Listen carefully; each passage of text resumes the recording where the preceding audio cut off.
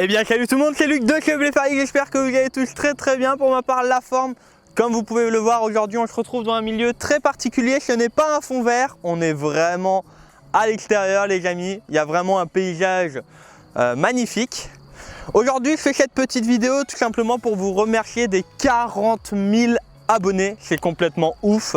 La courbe évoluait tranquillement et là ces derniers jours ça a fait un pic phénoménal.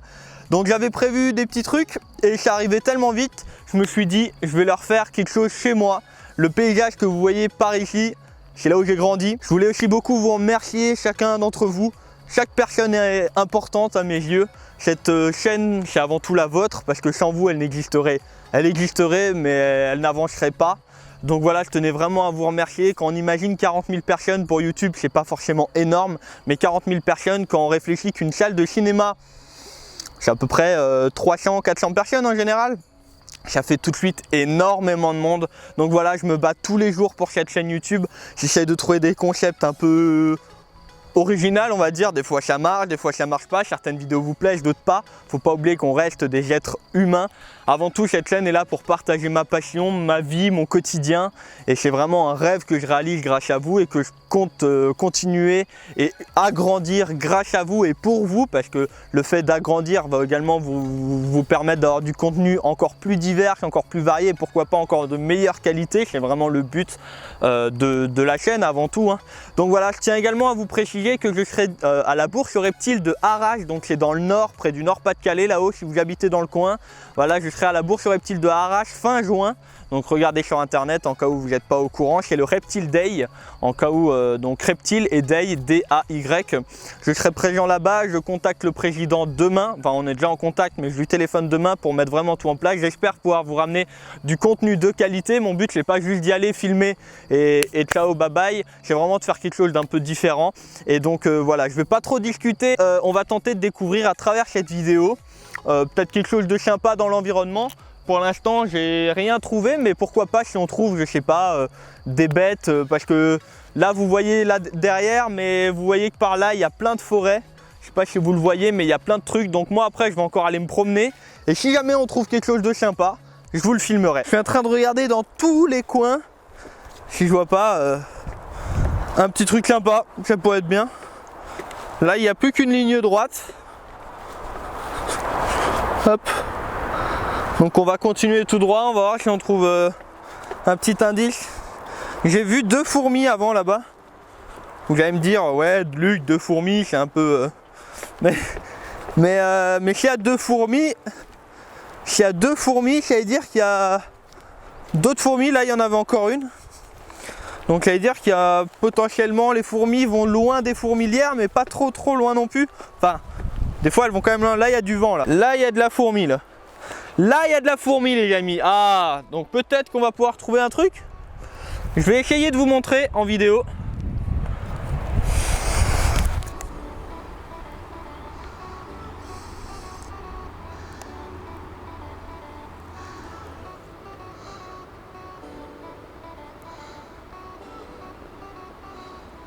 Donc là, les amis, il y a de la fourmi. Alors, il y en a qui vont par là-bas et d'autres par là-bas. Alors là-bas j'y ai accès et là de voir que ça part en plein dans la forêt. Si je suis les fourmis, elles vont par là. Là elles vont par là. Alors je vais pas vous les faire suivre parce que vous allez galérer. Et elles vont là-bas dedans. Et elles vont en pleine forêt.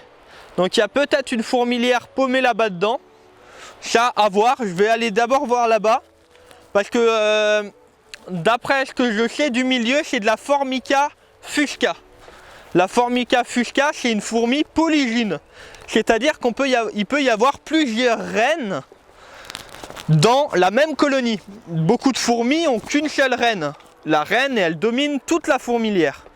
La Formica fusca ou rufa, c'est pas la même, attention, hein. Là, à mon avis, c'est de la fusca. Après, voilà, l'identification des fourmis, c'est toujours compliqué. À mon avis, c'est de la fusca, vu qu'elle est un peu plus mate que la... Putain, il y en a plein.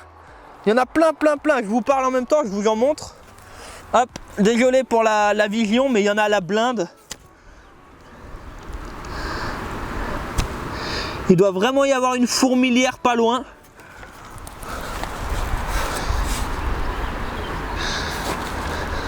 Il y en a plein, il y en a des milliers. Donc du coup, moi ce que je vais essayer de faire, c'est de suivre les fourmis. Vu la quantité, s'il y en a autant, il y en a la blinde. La fourmilière doit pas être très loin. Parce que quand il y en a qui partent très loin, comme avant, il n'y en a qu'une ou deux. Et donc ça c'est une fourmi qui est polygyne comme je disais, donc il peut y avoir plusieurs reines. Et donc plusieurs fourmilières au bout de plusieurs années, des dizaines et des dizaines d'années. Et là, vu la quantité qu'il y a, je vais encore vous faire des gros plans là, c'est un truc de dingue. Hop. Ah, vous voyez, je suis content parce que je sais pas, je me suis dit on va peut-être rien trouver.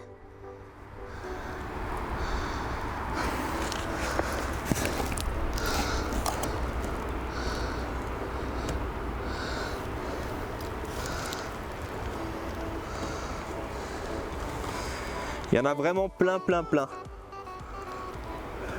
Donc c'est une fourmi qui est bien noire et en fait qui a une partie du corps qui est rouge. Et en fait, ouais, c'est de la formica à mon avis. Hein. On va voir si on trouve la fourmilière. En fait, les fourmilières de formica ont plein d'aération partout. Elles ont plein d'entrées. Pourquoi? Parce qu'en fait, c'est une fourmi qui peut produire, ça dépend après des sous-espèces et des espèces, qui peut produire en fait de l'acide formique. Et en fait, cet acide a une odeur très puissante. Et s'il n'y a pas assez d'aération, en fait, elle meurt. Et donc c'est une fourmi qui est très dure à élever en captivité. C'est pour ça, là, ça m'intéresse pas trop de voir. J'en avais déjà retrouvé de temps en temps. Mais là, j'en suis encore des fourmis. Hein. Je continue le traçage. Et donc, ouais, là, il y en a plein encore. En captivité, c'est vachement compliqué. Parce qu'en fait, elle fait tellement d'odeur qu'on n'arrive pas à le dégager correctement. Et souvent, au bout d'un ou deux ans, bah, en fait, elle meurt parce qu'il y a trop... Putain, il y en a plein, mais il y en a plein. Parce qu'il y a trop d'acide et donc elles meurent toutes. Donc en captivité, c'est vachement compliqué. Je dis pas que c'est impossible. Hein. Là, il y en a plein. Ah, les amis, attention, je vais tourner la caméra. J'ai trouvé, je crois. J'en ai vu plein là. Là, il y en a plein. Et regardez. Tadam, ta ta ta ta ta ta ta ta. La fourmilière. Voilà. Donc ouais, vu la taille de la fourmilière, elle a déjà pas mal de mois. Alors attendez. Hein. Voilà, là vous avez la fourmilière devant vous. Donc vous voyez qu'il y en a plein. Donc on voit, là par exemple, vous voyez qu'il y a une entrée. Là-bas derrière, il y a une autre entrée, sous la branche. Je vais essayer de vous faire un petit zoom. Voilà, sous la branche. Vous en avez également juste une là. Et tous les trous, les trucs un peu plus foncés que vous voyez du style là, comme j'ai au bout de mon doigt, c'est des entrées. Donc ouais, c'est de la formica, hein, je confirme. Elles sont bien rouges et noires. Et regardez la quantité d'aération qu'il y a partout. Justement, hop, pour évacuer l'acide en fait hein, qu'elles peuvent dégager. Alors je ne sais pas si c'est de la Formica rufa ou de la Fusca. Le détail est très léger au niveau en fait du gastre, où en fait la Fusca est plus mate. La Fusca est beaucoup plus mate que la rufa. D'après ce que je sais, hein. Après il y a peut-être d'autres manières de le voir. Après voilà, c'était vraiment une petite balade en nature pour tenter de trouver quelque chose. On a trouvé une fourmilière. On a fait un jeu de piste et on a trouvé une fourmilière. Elle est bien grande, hein. Elle est bien grande. Elles sont en train de monter sur moi là, toutes. Elles ont repéré qu'il y avait potentiellement un danger dans le coin. Donc voilà, une belle grosse fourmilière. Elle doit faire... je pense qu'elle doit faire 1 mètre par 1 mètre parce qu'elle part là-dedans encore. Et elle part là-dedans. Donc voilà, je suis content. On peut entendre que pas très loin, il y a la route. On se rapproche de la route. Et en fait, l'environnement, si vous regardez bien, tout autour, il n'y a presque pas de branches. Mais c'est à proximité en fait. Donc en fait, là, elles ont le soleil. On est en pente. Et elles se trouvent juste ici. Donc on est en pente. Le soleil tape dessus. Ce qui fait qu'ils ont de la chaleur pour le développement. Ils ont de l'humidité. Parce que si on regarde bien,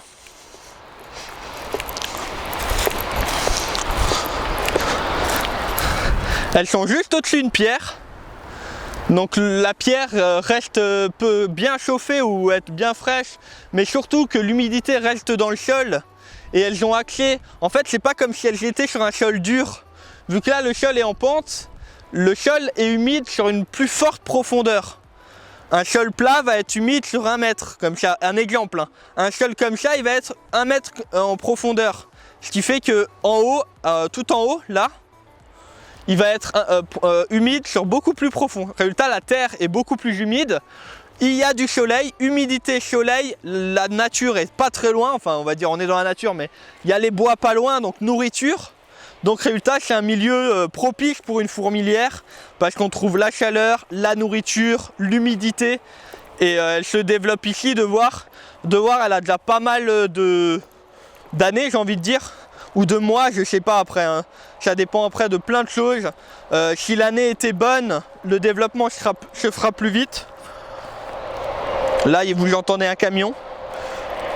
Donc voilà les amis, bah écoutez, on a fait la découverte. Voilà, je tenais encore à tous vous remercier pour les 40 000 abonnés. Voilà, dites-moi si ce genre de vidéo en nature vous plaise. C'est des vidéos qui me prennent beaucoup de temps parce que faut que je trouve un endroit où filmer, faut que je regarde pour faire des plans au drone. Et c'est grâce à vous que j'ai ce drone actuellement. Je l'utilise très rarement parce que c'est un produit, on va dire, un outil qui coûte très cher et je vous avoue que je flippe un peu. J'ai pas les moyens de me payer des cours de drone pour le moment. Donc j'apprends petit à petit. Et c'est vrai que dès qu'on veut faire des jolis plans de drone, faut monter souvent en altitude ou alors aller au-dessus de l'eau, tout ça. Et c'est vrai qu'un appareil, il y a plein de moustiques là. Un appareil qui vaut 1000 € si je le plante, en plus c'est grâce à vous que j'ai pu l'avoir à l'époque, grâce à tous les donateurs, il y avait main droite, il y avait plein de gens. Donc si je le plante, ça me ferait un peu peur. Maintenant il faut bien que je l'utilise, donc j'apprends petit à petit. C'est pas non plus ce qu'il y a de plus compliqué, je suis totalement d'accord. Mais bon voilà. Écoutez les amis, si cette vidéo vous a plu, lâchez le like. Voilà, on est encore dans la nature, on est bien paumé dans la nature, j'ai envie de dire. Et n'oubliez pas le like, rejoignez-moi sur les réseaux sociaux. Je fais également des lives Facebook quand je suis dans la nature, comme ça vous pouvez me voir en live. Donc n'hésitez pas à me rejoindre. Il y a des concours sur Twitter, il y a un concours pour les 40 000 ou les 50 000 abonnés qui va arriver sur Twitter, un gros concours. Donc n'hésitez pas à me rejoindre. Et puis voilà les amis, je vous laisse sur peut-être encore des images de drone, je sais vraiment pas. En tout cas, je vous dis à très bientôt pour une prochaine vidéo, du moins comme d'habitude les mardis, les jeudis et les samedis à chaque fois à 20 h. C'était Luc de Chevles-les-Faris. Ciao tout le monde les amis.